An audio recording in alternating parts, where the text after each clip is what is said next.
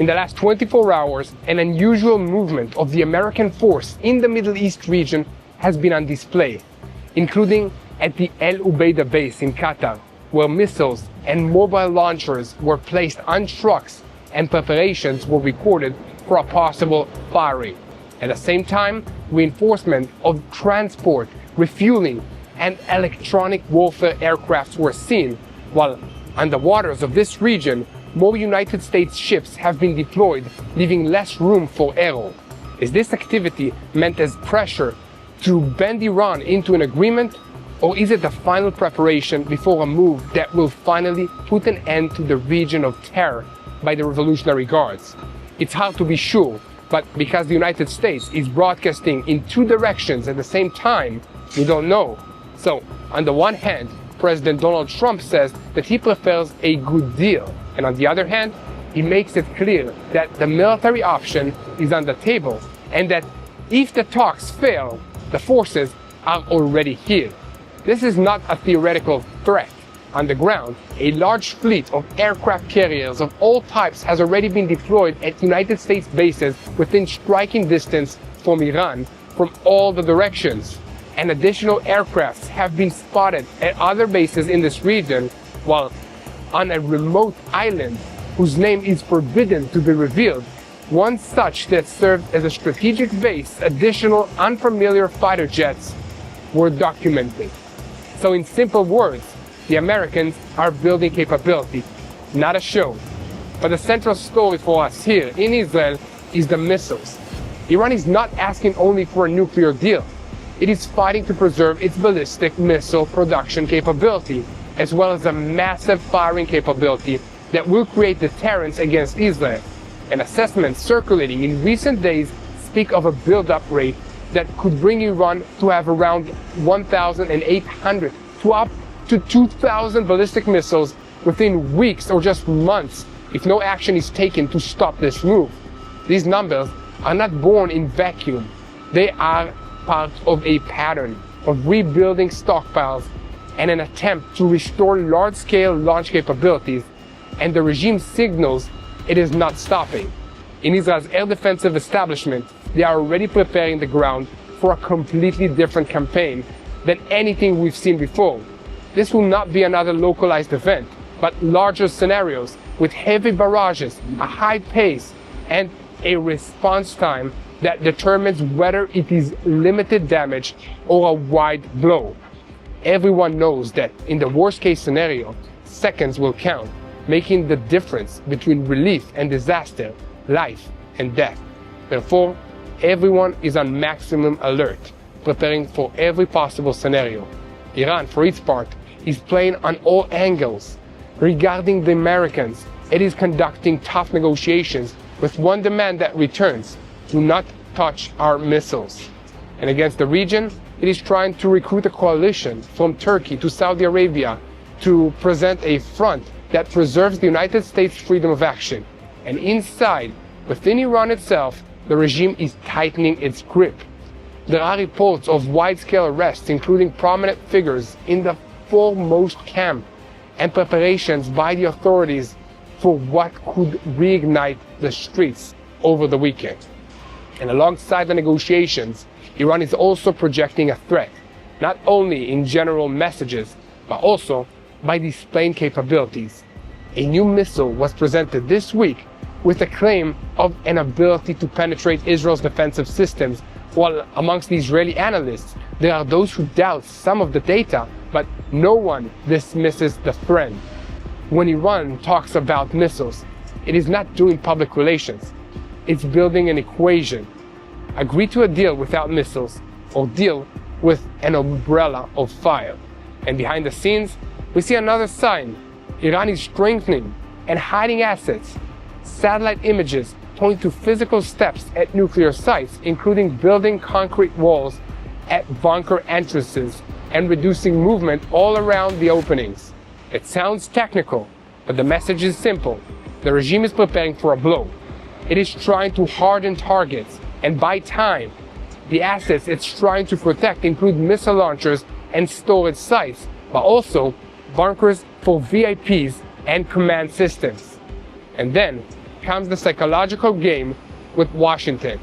From Tehran come messages that try to separate America from Israel, including accusations that Israel is dictating policy, attempts to warn the president about Israeli influence, and an attempt to paint Netanyahu as someone pushing the United States into war.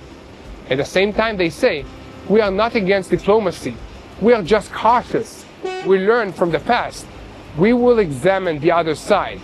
It is the same pattern to buy time, to keep the nuclear program with minimal limitations, and to take the missiles off the table.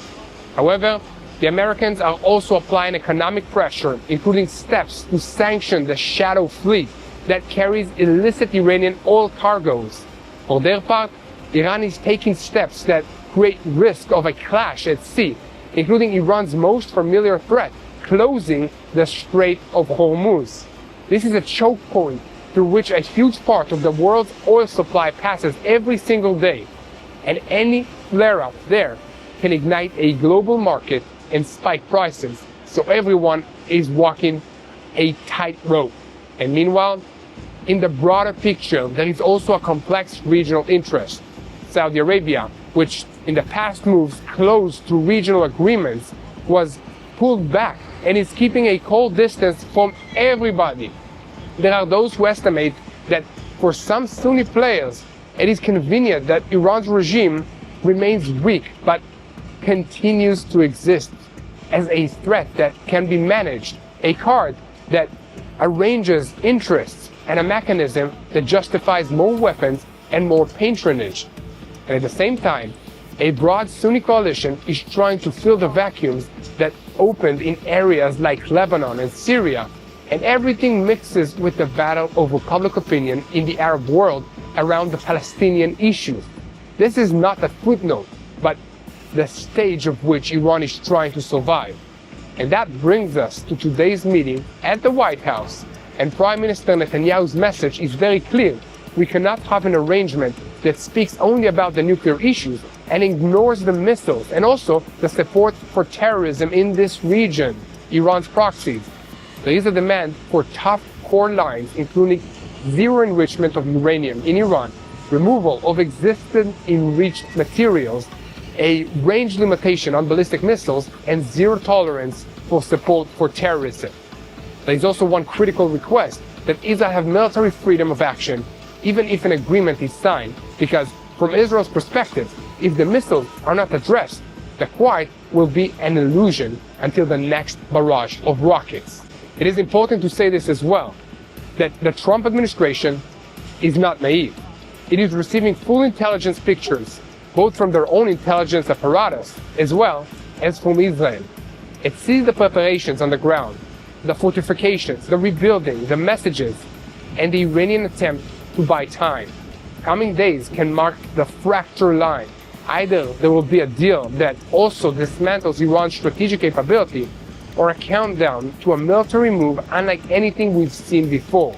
And that brings us to TBN Israel's senior Middle East analyst, Mati Shoshani. Mati, can you tell us what's going on?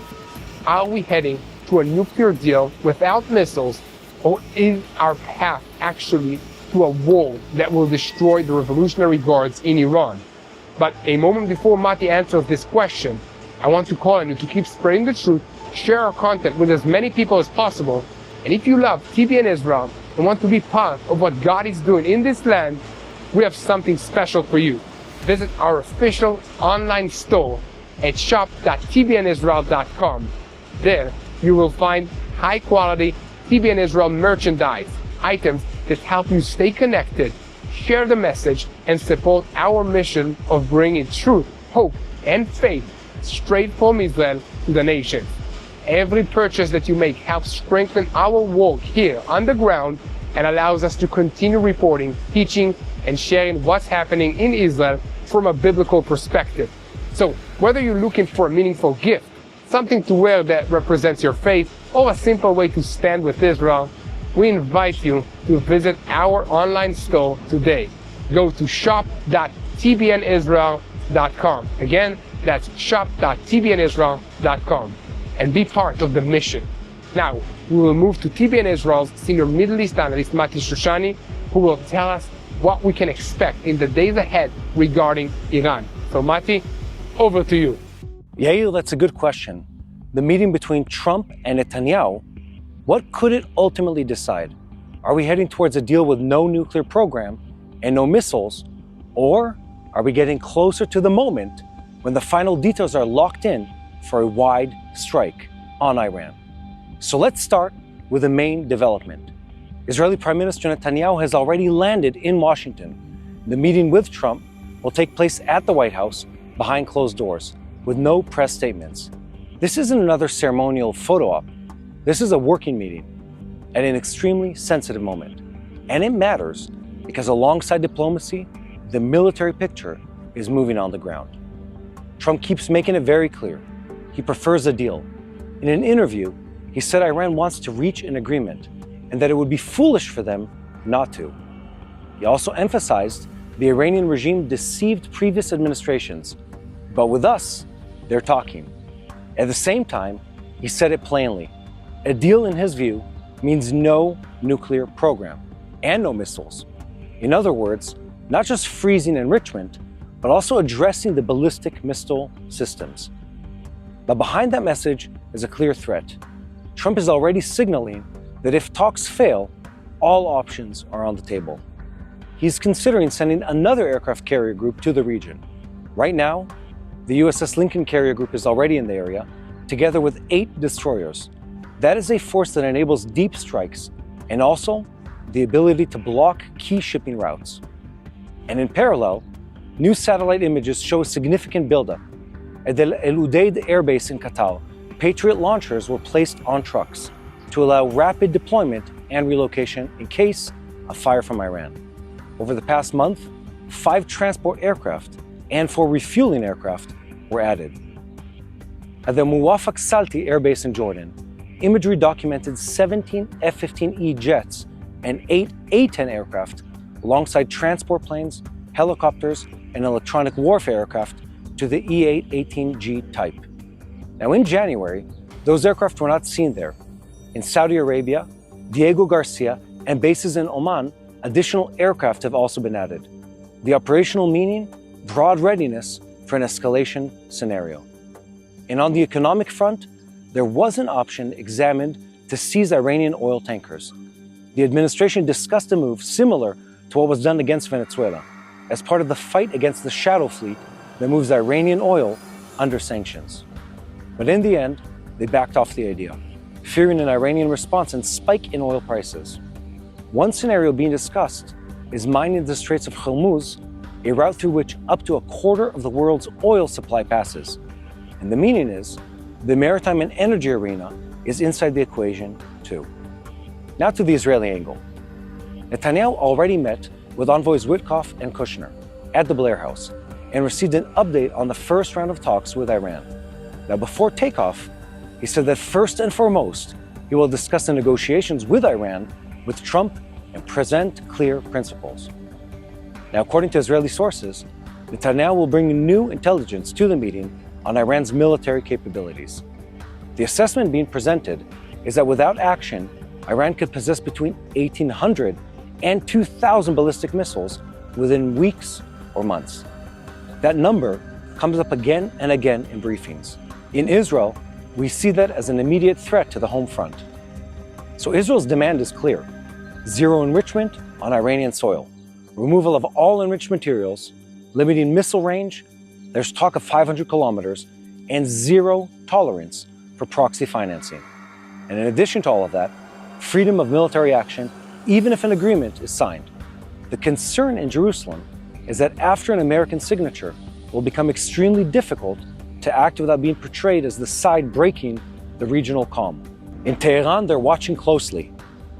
Ali Larinjani has already warned the Americans not to allow Netanyahu to teach them how to run the negotiations.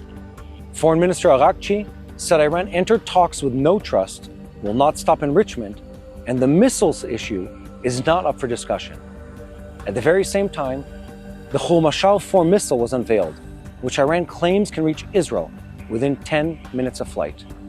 And in Israel, they doubt the numbers, but they're preparing for the possibility of a wider escalation, including responses from Hezbollah and the Houthis in Yemen. Now, behind the scenes, there's also reciprocal intelligence exchange.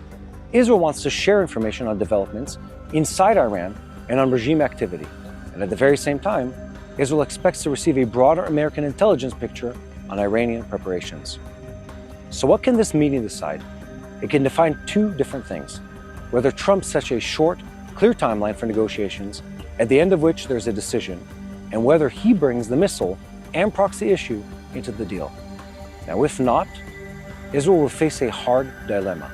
And if he does, the meeting is a direct clash with the Iranian refusal. Now, for now, the American military is preparing.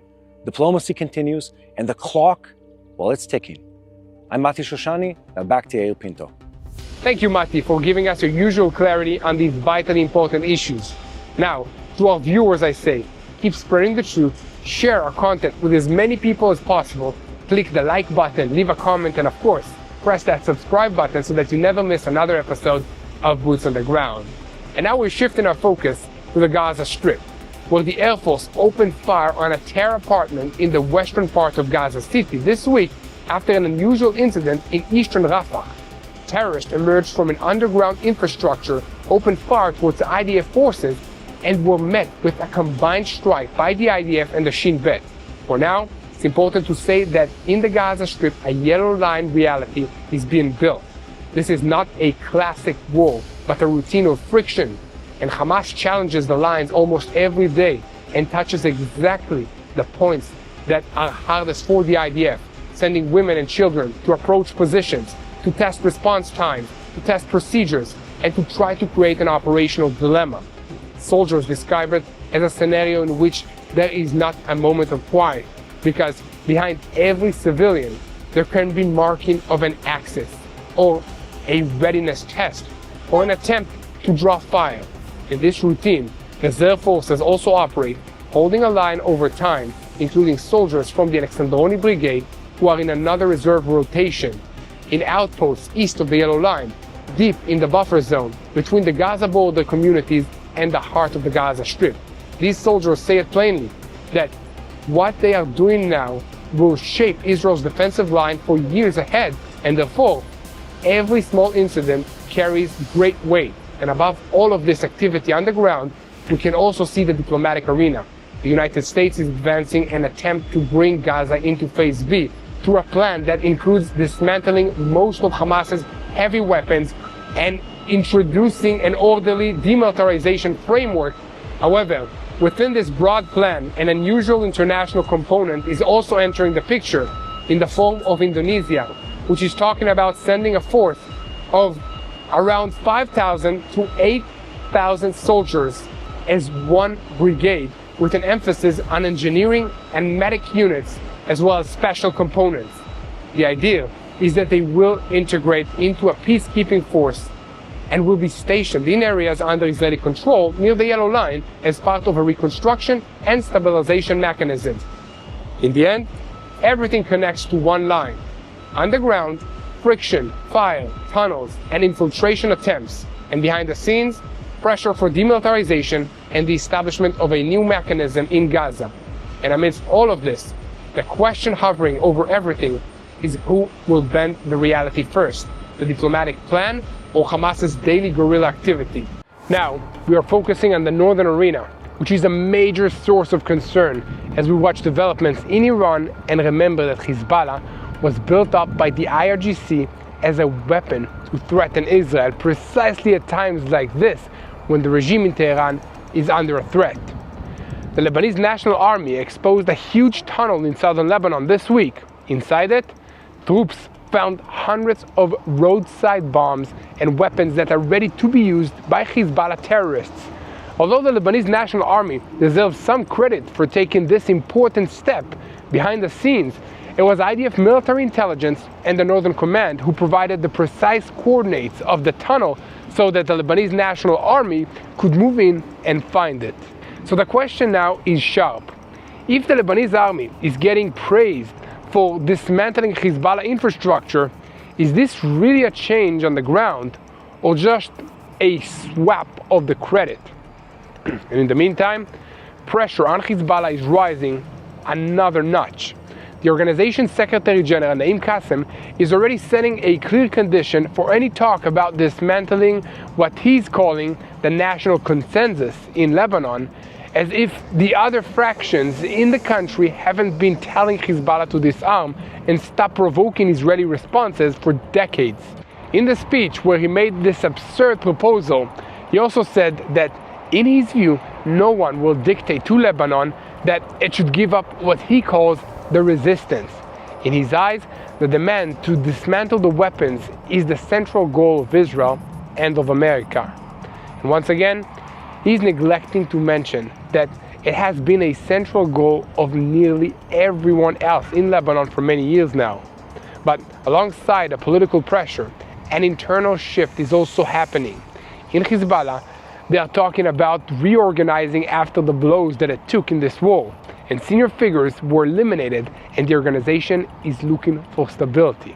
And meanwhile, the United States is pushing the Lebanese army towards an operational plan to dismantle Hezbollah north of the Litani River, but Israel is demanding results first in the south and makes it clear, as long as there are infrastructures, warehouses, and tunnels, the IDF will continue to operate.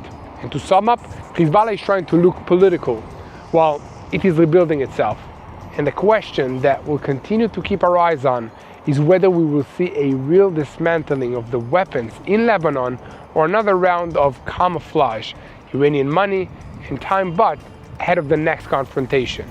And at this point, we don't know, but we will be here to report about whatever is happening. So keep spreading the truth, and above all, keep praying. Pray for wisdom to our leaders, to your leaders. Pray for the IDF soldiers. Pray for the Israeli people that are on high alert for another round of fighting with Iran. That includes ballistic missiles at civilian places, just like what we saw last time. So help us by praying. Remember, this is a spiritual war, and keep praying for the peace of Jerusalem. Hello, this is Mati here in Jerusalem with TBN Israel. This is Yair Pinto from TBN Israel here in Jerusalem. TBN Israel is keeping viewers informed with Israel-focused news, culture, and what God is doing in this land. Support TBN Israel today online at tbn.org/Israel. Thank you.